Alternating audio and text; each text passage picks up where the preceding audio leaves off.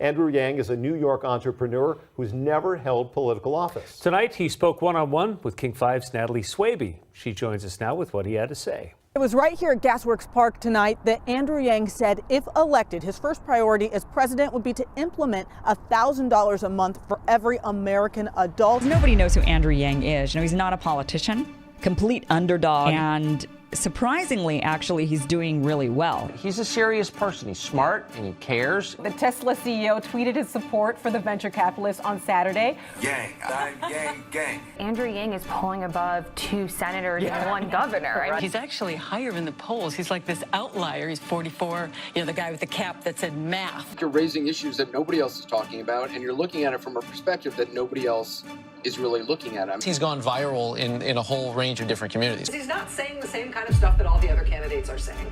And when he talks, it lands, in part because he's saying things that are unique.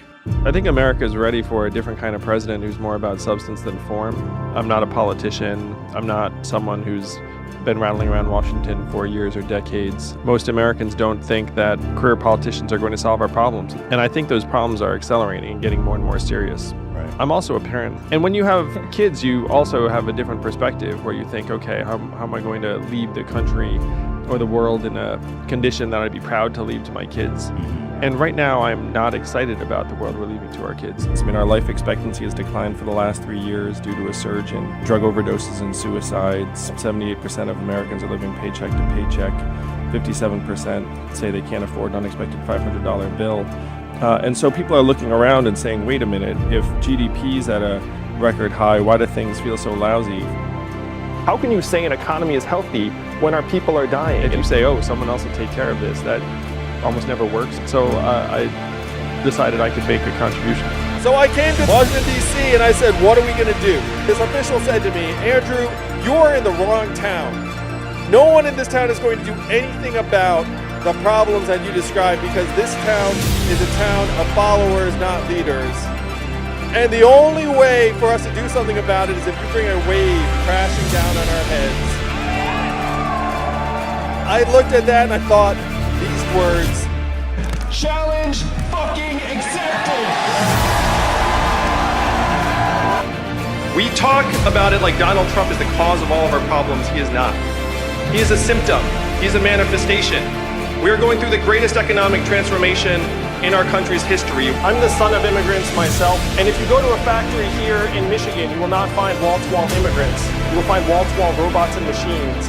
Immigrants are being scapegoated for issues they have nothing to do with in our economy. And what we did to the manufacturing jobs, we will now do to the retail jobs, the call center jobs, the fast food jobs, the truck driving jobs, and on through the economy. Raise your hand in the crowd if you've seen stores closing where you live.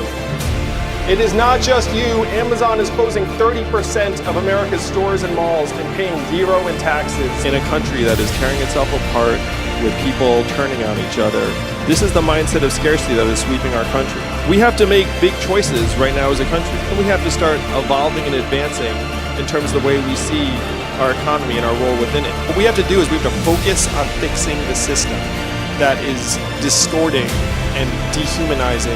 I'm running for president because I'm an American and I'm a parent, and I can see the country we will leave to our children, and it is not something that I'm willing to accept. The only thing I worry about is that some total unknown that nobody ever heard of comes along. And so he would be someone to watch because there's still time for an outlier to kind of rise up. And the guy just has solution after solution after solution. There is something compelling about a guy that just seems to have played by the rules and done everything right and believes in math and believes in science. You make sense to me, and you can fix stuff that's happening in the towns that I see every day.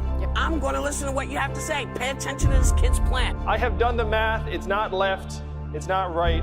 It's forward, and that is how we're going to beat Donald Trump in 2020. So the third big thing is, how many of you all woke up this morning? Oh, what do we got? Eagles, it's a sign.